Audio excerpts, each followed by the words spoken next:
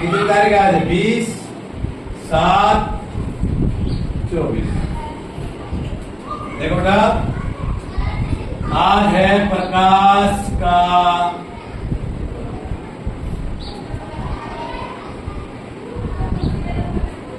अपवर्तन।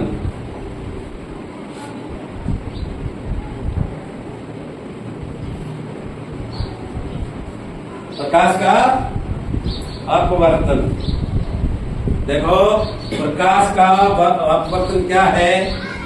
प्रकाश किसी नुकीले माध्यम से टकराता है तो अपने पथ से मुड़ जाता है, फिर वो सीधा निकलता है।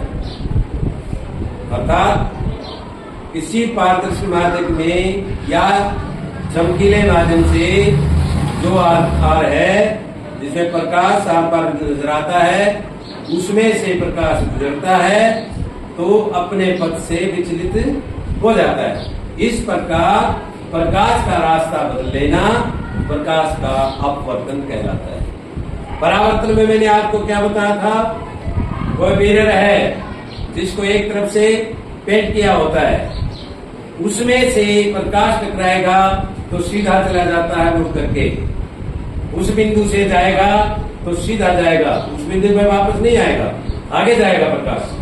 जैसे यहाँ से प्रकाश की किरण आई, उससे टकरा करके देखे शीशे में, मैंने बताया था आपको, बच्चों दबा रहा है किसी के, लगता है कि नहीं? वो प्रकाश की किरण जब यहाँ टकरा करके वापस मुड़ जाती है। लेकिन इसमें ऐसा नहीं है। प्रकाश के अपवर्तन में क्या है? प्रकाश जब किसी पारदर्शी माध्यम में किरण टकराती है तो अपने रास्ते से मुड़ करके फिर सीधी निकलती है। जैसे एक स्लैब है, इस प्रकार एक कांच की स्लैब है, मैंने आपको दिखाई थी। पहले यहां से प्रकाश की किरण आई, ये किरण ऐसे आई, ऐसे, फिर ये ऐसे मुड़ा और फिर आगे चली गई। इस प्रकार ये किरण मुड़ करके आगे बढ़ रही है तो प्रकाश का अपवर्तन कहलाता है। ठीक है। अब इसके लिए मैंने आपको समझाने के लिए, इस कांच का गिलास ये पारदर्शक है, इसमें मैं ये पेंसिल रखूंगा और आपको ये टूटी हुई या बुरी हुई नजर आएगी। ये देखो, एक एक बारी बारी इधर आओ। ये देखो प्रकाश उठा हुआ है, ये पेंसिल ध्यान से देखिए, ये पेंसिल आपको ऊपर उठी हुई नजर आएगी टेढ़ी, तो इससे सिद्ध होता है कि प्रकाश मुड़ करके आगे चलता है।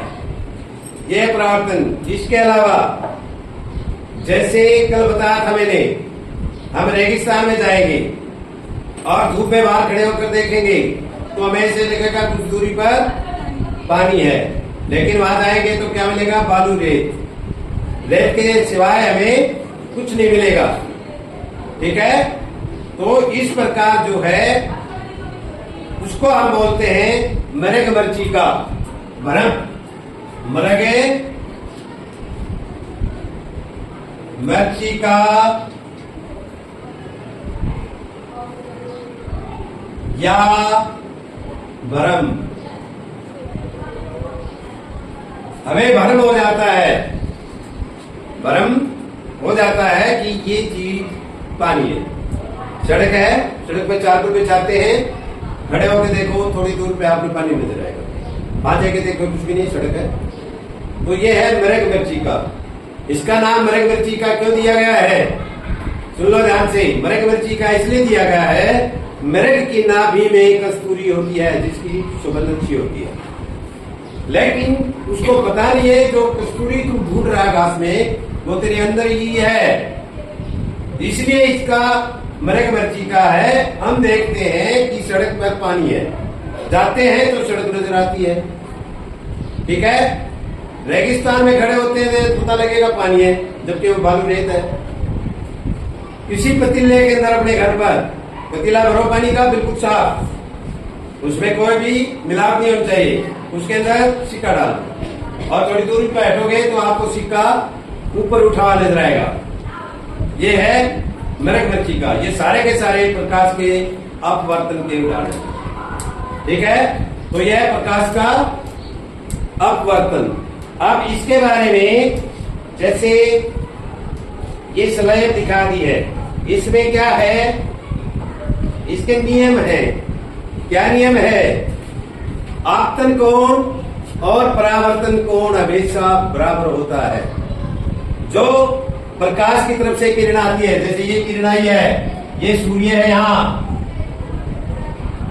इस प्रकार ये किरण है आपतित किरण या आपतित किरण है ये। ठीक है, और ये जो आगे बढ़ रही है ये अपवर्तित किरण है।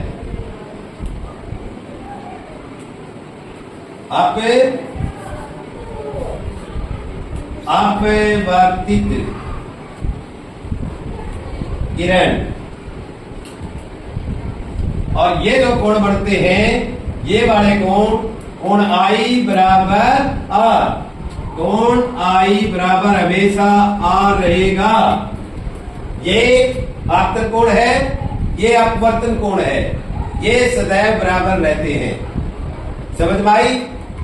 और आपतित किरण, अपवर्तित किरण और अभिलंब, ये बीच में जो लंब है इसको हम बोलते हैं अभिलंब। ये सारे के सारे एक ही धरातल पर होते हैं। देखो सारे स्लैब पे हैं, ये एक धरातल है। आपतित किरण, अपवर्तित किरण और अभिलंब तीनों के तीनों एक ही धरातल पर होते हैं। ठीक है, अब समझ में आया? मृगमरीचिका क्या बताई? बरम है, वहां पानी होगा। ठीक है, और है कुछ नहीं। हमारे दिमाग का जो भ्रम है वो मृगमरीचिका है। और मृगमरीचिका नाम इसलिए है कि मृग की नाभि के अंदर कस्तूरी होती है जिसकी सुगंध आती है जैसी, वो घास में ढूंढता फिरता है और जब घास में वो मगन हो जाता है, इतनी कस्तूरी आती है, उसकी सुगंध आ जाती है, उसमें शत्रु का कोई आवाज नहीं होता।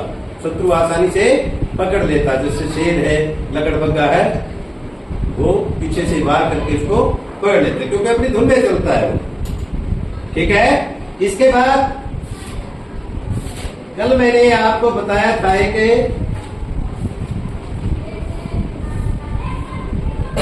अब इसके साथ आता है अपवर्तनांक।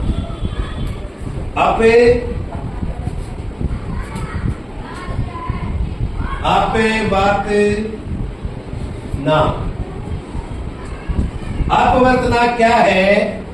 ये जो है निर्यात में प्रकाश के वेग और किसी अन्य माध्यम में प्रकाश के वेग के अनुपात। देखो निर्यात में, निर्यात का मतलब आगे चली हुई किरण और अन्य माध्यम के प्रकाश के अनुपात को उस माध्यम का निरपेक्ष अपवर्तनांक कहते हैं। और वो बनेगा, का नाम निरपेक्ष दे दिया, निरपेक्ष अपवर्तनांक। इसका सूत्र है निर्यात में प्रकाश का वेग, निर्यात में प्रकाश का वेग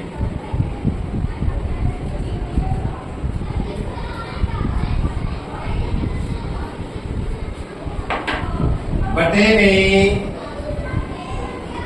माध्यम में प्रकाश का में प्रकाश का वेग। ठीक है, निर्यात क्या होता है?